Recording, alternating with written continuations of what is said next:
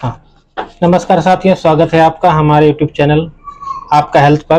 तो आज हम बात करेंगे फीमर फ्रैक्चर की, और फीमर फ्रैक्चर में क्या क्या एक्सरसाइज चलेंगी और क्या क्या परहेज रहेगा उसके बारे में हम आज बात करेंगे। तो सबसे पहले हम आके आपको लेके चलते हैं एक्सरे के पास। तो थोड़ा एक्सरे को व्यू में रखिए। तो आप देखेंगे इधर नेक ऑफ फीमर है और ये नील पड़ी हुई है, और आप यहाँ देखोगे मिड शॉप में जो फ्रैक्चर दिख रहा है, तो आप देखेंगे यहाँ पे फ्रैक्चर है। और नेल इसलिए डाली गई है, इस नेल को डालने का मकसद ये होता है कि जो हमारा बोन अलाइनमेंट है उसको करेक्ट करके रखे, और दूसरी बात है स्टेबिलिटी प्रोवाइड करें ताकि पेशेंट अपनी एक्टिविटी करता रहे। और 1 मंथ में लगभग 4 वीक से 5 वीक तक लगता है। जो आप यहाँ देखेंगे ये जो कॉर्टेक्स डिस्टेंस बना हुआ है, यहाँ पे कैल्शियम आके डिपॉजिट हो जाएगा तो बोन यूनाइट कर जाएगी। और अगर आप ये देखेंगे हेड से, तो इसी के थ्रू जीटी के थ्रू ही फीमर नेल डाली गई है। इस फीमर नेल को, फीमर नेल तो नाम है इसका, और इसको बोलते हैं इंट्रामेडुलर नेल।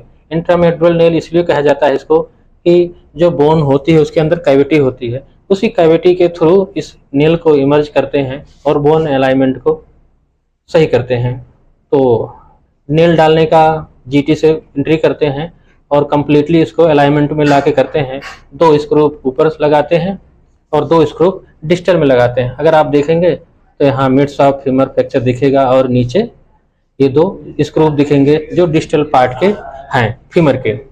तो इनके लिए हमें प्रिकॉशन क्या है और एक्सरसाइज क्या है और पेशेंट को क्या करना चाहिए क्या नहीं करना चाहिए, उसको हम अभी आपको दिखाएंगे एक्सरसाइज बता के और चला के भी। तो फीमर फ्रैक्चर की बात हम कर रहे हैं, और फीमर फ्रैक्चर में परहेज क्या करना है, बर्ताव क्या करना है और क्या करना है और क्या नहीं करना है। तो सबसे पहले हम बात करेंगे क्या नहीं करना है। सर्जरी के 1 दिन बाद, या 1 दिन का मतलब होता है दिन और रात, अगर हम उसको छोड़ देते हैं तो, या 12 घंटा ले लो आप, दूसरे दिन चला देते हैं या 12 घंटे बाद हम उसको चलाएंगे, लेकिन ये ध्यान रहे कि जिस पैर में फ्रैक्चर हुआ है उस पैर से वजन नहीं लेना है, उसको नॉन वेट बियरिंग करना है। मतलब जो पैर बढ़िया वाला है उस पैर पे वजन दे के और वाकर के सहारे चलना शुरू करेगा पेशेंट। चलने से पेशेंट की जो मोबिलाइजेशन होती है वो बढ़िया होती रहेगी, ताकि कहीं जॉइंट में स्टिफनेस ना हो। तो आज हम इसी के बारे में बताएंगे। और जब 1 दिन हो जाएगा तो आप एक्सरसाइज में स्टैटिक क्वाड्स और डायनेमिक क्वाड्स आप करवा सकते हैं। नॉन वेट बियरिंग वॉकिंग कराएंगे आप, और पैर को सीधा करवाएंगे हम। पैर सीधा करिए आप एक बार। ठीक है। तो आप देखेंगे जब पेशेंट कुर्सी पे बैठेंगे या बेड तख्त पे बैठेंगे, जब ये पैर सीधा करेंगे तो कभी कभी वो नहीं कर पाएंगे। फर्स्ट टाइम या सेकंड टाइम तो बिल्कुल नहीं कर पाएंगे। अगर वो प्रैक्टिस करते रहेंगे 1 घंटा आधा घंटे बाद, तो अपना वो पैर सीधा कर पाएंगे। तो ये काफ़ी मेहनत किए हैं। इनका ऑपरेशन हुआ है 1 दिन हो गया है, तो इन्होंने सुबह से ही एक्सरसाइज करते रहे, और अब आप देख सकते हो कि इनका पैर पूरा तरह से सीधा हो गया है। अब नीचे रखिए। तो पेशेंट को एडवाइस कर देनी है कि आप जब थक जा रहे हो तो आराम करो, अदरवाइज जैसे भी आप आराम करने के बाद आप बैठ जाइए बेड पे और तख्त पे। इस पैर को सीधा करना है, उठाइए, सीधा करना है और नीचे रखना है। ये एक्सरसाइज पेशेंट करता रहेगा और उसका जो नी का स्टिफनेस होगी वो हमेशा के लिए वो चली जाएगी, और पेशेंट अपने आप को बड़ा अच्छा महसूस करेगा। इसे नीचे रखिए।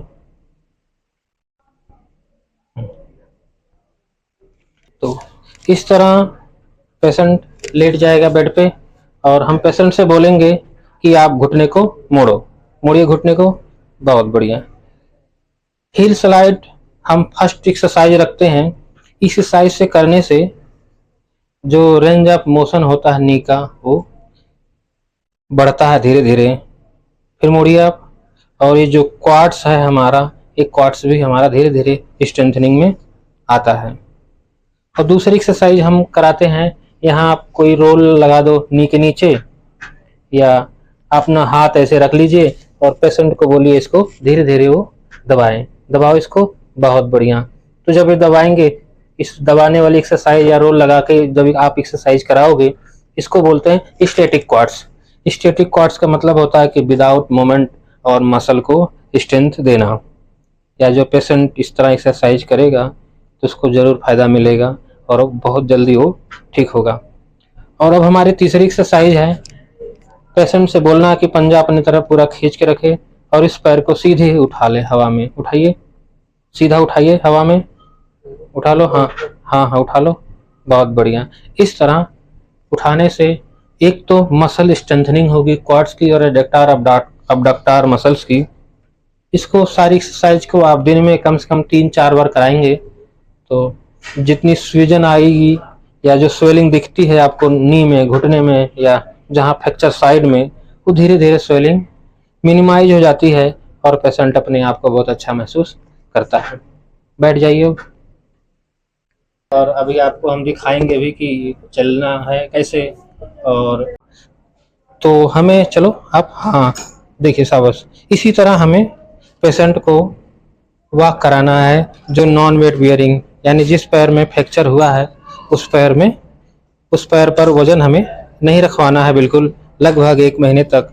जब बोन हीलिंग हो जाएगी तो आप प्रॉपर तरीके से वेट लगवा सकते हैं। इस तरह चलाने से हमें बहुत सारे फायदे होते हैं। एक तो पेशेंट अपने आप को, अपने मन को मजबूत समझता है।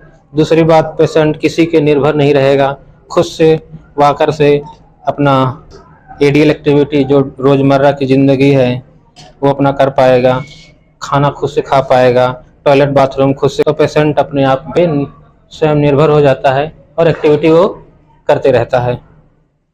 अच्छा महसूस कर रहे हो? बहुत बढ़िया, आ जाओ, बस आ जाओ, बैठ जाओ अब।